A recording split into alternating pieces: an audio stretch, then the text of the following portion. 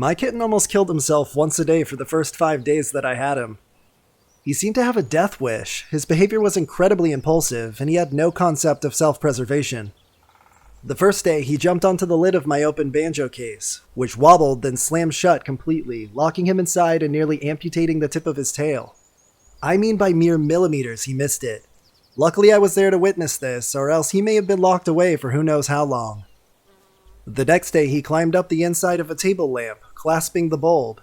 He then shoved his head out through the small opening at the top, which immediately got stuck. The lamp of course tumbled off the table, falling about 3 feet and landing him right on his head on the hardwood floor. The third day he was in the bathroom with me and took a running jump into the flushing toilet. He was 8 weeks old and tiny, and I just barely caught him by his back legs. He was in an expertly crafted Olympic dive position, perfectly streamlined as if to make himself look as small as possible. He literally would have been flushed away.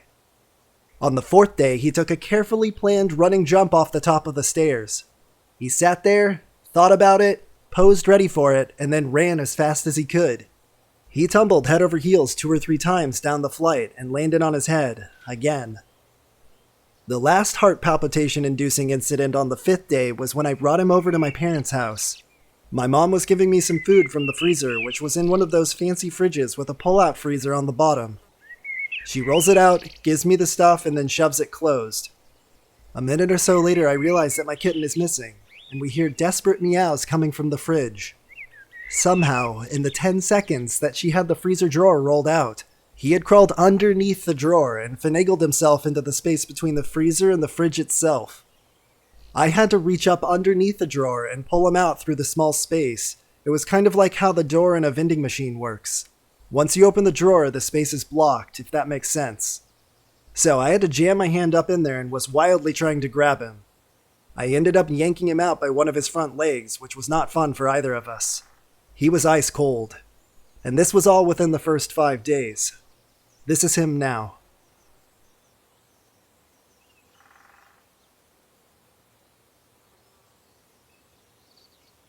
Over the years, I've had a number of different animals. Horses, cows, dogs, cats, a rabbit once for a few days. But the most gloriously stupid animal I've ever had was a horse named Bo. Bo was an extremely nice horse. He was easy to work with and was solid-minded. He never once attempted to buck me, even as a 3-year-old. More on that later. However, Bo was not what we would call a very imaginative animal. In fact, he had a running list of things that he was well known for, such as getting his head stuck in a fence. He was trying to stick it through to eat his neighbor's hay. He was unable to remove his head from the fence until he was helped. Or how about getting stuck behind a gate? An open gate. It had swung towards him and he couldn't figure out how to go around. At one point, Bo decided to jump into a lake for a swim on a hot day. However, he mistimed the jump, and instead of splashing down, he fell face first into the water. He repeated this 3 more times until he got it right. Bo was terrified of cows. We raised cattle, but we had plenty of other cow horses, so this wasn't really an issue, at first anyway. It did become a problem, however, when he decided that he wanted to bond with a newborn calf that we were bottle feeding. He wouldn't leave the calf's side, but when we would turn the calf out with the other cows as it got older, he'd stand, terrified, essentially over the calf as it grew, not realizing that the animal he had bonded with was the same thing he was scared of. This is a personal favorite. Bo didn't understand how to buck until he was 6 years old. Not that he didn't want to, he just didn't know how to. The very first time he did, he was running around a pen and out of nowhere kicked up. He immediately stopped and stared at his own ass for a good 5 minutes. There was this bewildered expression on his face, too. He then promptly bucked around for the next half hour with one of the most joyous expressions I've ever seen on a horse's face. Bo was a fantastic horse, and has a very, very long list of things I could go on about. I also had a dog named Taz, who was in a similar boat to Bo, but those are probably a bit too long. Edit. So people are asking for more. I'll add a few more about Bo and then some about Taz, the dumbest but happiest black lab to ever live. More about Bo. He liked to splash in the horse tank with his front feet. However, he was unable to remove his feet without help, sometimes standing there for hours. He didn't really seem to understand that there was a hierarchy when it came to feeding the herd in the pasture. He would always try to steal everyone else's grain, and looked forlorn when they wouldn't share, every single night, for years. Horses need their teeth worked on every so often, generally once a year. This typically requires sedation, and most horses tend to be flighty at first, meaning they need a little bit more than a normal dose. Bo took half a normal dose and was snoring with his head on the ground, and took twice as long to wake up as everybody else. Bo really liked the farrier. He always seemed to enjoy getting his hooves worked on. He had to be careful though, because at times when the farrier picked up a foot, he'd forget to shift his balance and would fall over, in slow motion. Now for Taz. He was a 110-pound black lab cross who was well known for his happy nature, total cowardice, and lack of ability to avoid parked cars. Taz really enjoyed chasing rabbits. Taz was apparently convinced that skunks were also rabbits. He would then whimper and demand to be petted when he got sprayed, every summer, for 15 years. He also enjoyed running as fast as he could. He wasn't able to run and look at other things, however. It was not advised to yell at Taz when he was running out of the pasture, as he was prone to running into things. To date, he's run into the barn 3 times, 4 parked cars, a tractor, another dog, and my mom, knocking her off her feet completely. Taz ran with his tail in the air, always. We have electric fences that are just high enough for Taz to run under, but not for his tail to clear. I spent 20 minutes with a friend at one point calling him back and forth, trying to teach him to avoid it. He zapped himself every single time. This continued for several years until we finally replaced the fence. Unfortunately, the new fence line had a lower wire, and he ran into it about 15 times before he finally learned to duck. Taz hated strange dogs coming onto our place. He was also too scared to actively challenge them, though. Instead, he would run around them as fast as he could in a big circle, until they started to ignore him, of course. He would then run them the hell over, approaching from behind and keep going in a big figure 8 until he finally chased them off. In this way, he never actually had to fight, and was able to put his huge frame to his advantage.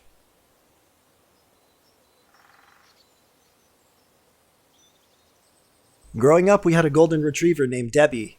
We moved from Colorado over to Pakistan because my dad got a transfer from his employer to work over there, and we took Debbie along. She was about 7 years old, and throughout her entire life, she walked on a carpet with the occasional tile in a bathroom or a kitchen. With this new house, though, we got set up and it was marble throughout. In addition, the doors were very flimsy. This led to a recurring theme whenever someone would knock on the door or ring the doorbell. I would hear Debbie barking as she took off running for the door, a momentary pause in her barking, and then BAM! It turns out she would run towards the door at full speed, try to slow down, and suddenly realize she couldn't get any traction on the marble floor. She would slide full speed into these flimsy hollow core front doors, scaring the shit out of whoever was on the other side. And this was a daily occurrence for years.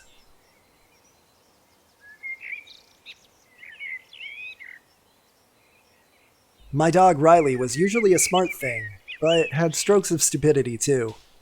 One involved a piece of bread. My father had been making a sandwich and dropped a piece of bread on the floor. This was right at the corner of our pantry and kitchen, so there was part of a wall blocking some view of the pantry. Well, Riley decides it would be a good time to go and grab that tasty bread for a treat, because what dog doesn't like free food? He saunters on up and starts to sniff the bread and stuff. Well, unbeknownst to Riley, my cat, Liver, had just walked into the pantry from the other direction, hoping to get some of the delicious tuna from my father. Because of the wall, Riley didn't see her, so when Liver let out a loud meow, Riley flipped out. He had just been about to grab that bread when it meowed at him. He jumped a good 3 feet into the air backwards, landed on his ass, and scrambled away, as if something had just stung him. My dad was laughing his ass off because it was one of the funniest things he had ever seen, but Liver was still hungry, so she turned the corner, grabbed the bread, and ran off. When Riley finally came back, he found that the meowing bread was gone. Riley would never accept bread after that.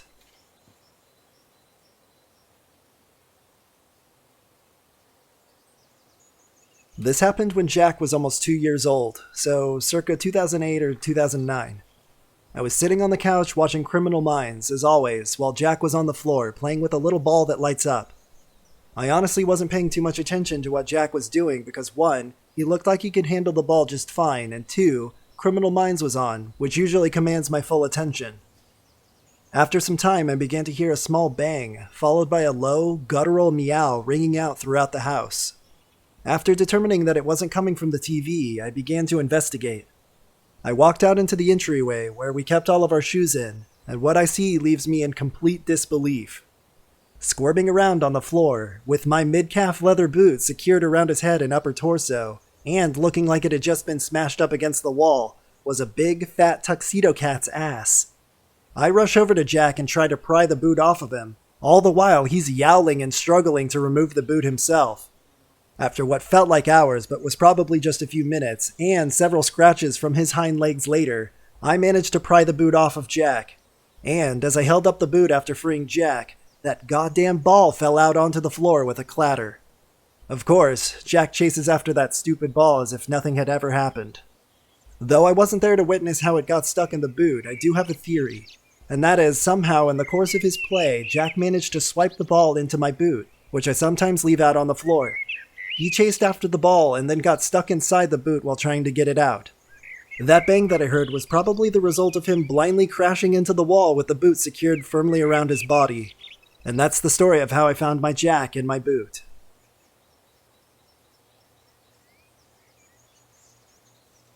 I have a 20-pound black Persian cat named Sherman. Sherm is fairly inbred, if I understand his family history the way I do. He's not the brightest candle in the box, but I love his derpy ass dearly. So anyway, he comes into the room and I can tell he wants to jump up onto the windowsill to look outside.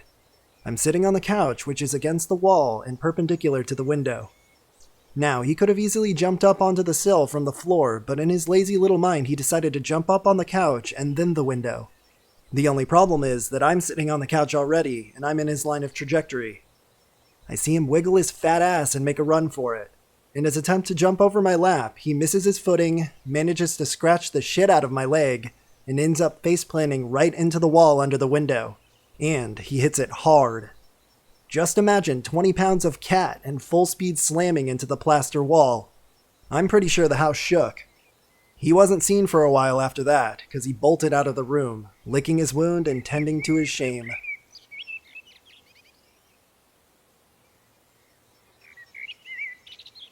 I have 2 dogs. One of them is reasonably bright, and the other is, well, at least she's cute. One day I decided to try an intelligence test on the cute dog. You have the dog sit, show them a treat, put it on the floor in front of them, let them watch you cover it up with an opaque cup, and then give them the permission to take the treat. The test is to see how long it takes for them to get the treat, if they can even figure out how. She waits patiently until given permission. That's something that she's learned, thankfully. Then, when I say it's okay, she lays down, nose on her paws up against the cup, and she looks up at me sadly. After about 20 seconds, she starts sniffing and whining. She sits back up again, then stands up and paces around the cup, looking for the treat. While this is going on, my non-dumb-as-a-rock dog walks in from the other room, comes up to me and says hi, sniffs a treat, and in one fell swoop, smacks the cup over with the side of his muzzle and eats the treat.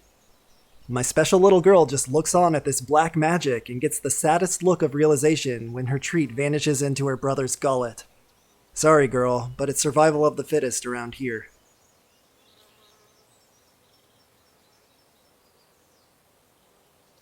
I'm a little late to the party, but I wanted to throw in a story about my blue heeler rescue. Her name is Stitch. I was on a sales call to a neighboring town, and my customer was busy when I got there. I was told to come back in half an hour. My customer's location was kind of in the middle of nowhere, like no food, no shopping, no nothing. The only thing close by was the animal shelter. So, being foolish, I decided I'll stroll in there and maybe play with a couple of the dogs while I wait. Long story short, I fell in love with this scruffy, unkempt blue heeler mix. I sent a picture to my girlfriend and said, "Should I bring this dog home? We have another dog already." She says, "Do what you want." Still being foolish and not knowing that, quote, do what you want means, quote, no fucking way, I drive back to the shelter after my sales call, pay my money, and make the 2.5-hour drive home with my new dog. She's about a year old at that time. The meet and greet with my other dog goes fine. Girlfriend is pissed, but that's secondary. I notice this dog has some unusual behavior for a 1-year-old dog. She doesn't play ball. She doesn't even recognize that a ball is a toy. She's not lazy, but she doesn't want to play. She stays close to us all the time. She purposely avoids the kitchen and goes into other rooms when you're eating, even as my other dog begs for table scraps, and gets them. She's not anxious or scared, just not playful or fun. She never even wags her tail, and when she meets my dad for the first time, she cowers. Tail down, head down, ears back, super submissive. Undoubtedly, this dog has been neglected and abused. Time goes by and she's loosened up a bit. She doesn't play fetch still, but she's happy to see us now, wagging her tail and begs like a good old spoiled dog should. But she's still kind of reserved and just wants cuddles all the time. To this point, she doesn't even know how to get into trouble. One day, yes, the story starts now, we're at a local dog park. This park has a creek running through it, which, after winter, has fish in it. Not good fishing fish, just whitefish or other gross creatures. This drives the dog nuts, since the fish wash up on the shore when they die.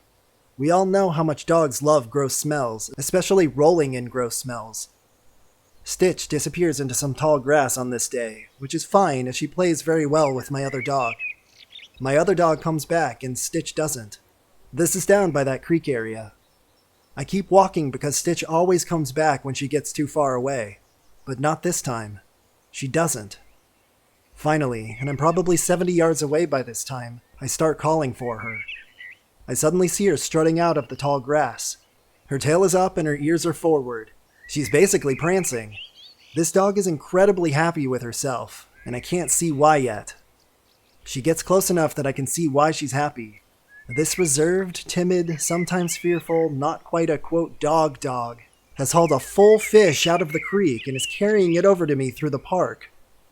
Other dog park patrons are disgusted, and I'm almost in tears because this animal who's been abused and neglected for the first year of her life has finally gone and done something that she wanted to do, not for anyone's gain, but for her own.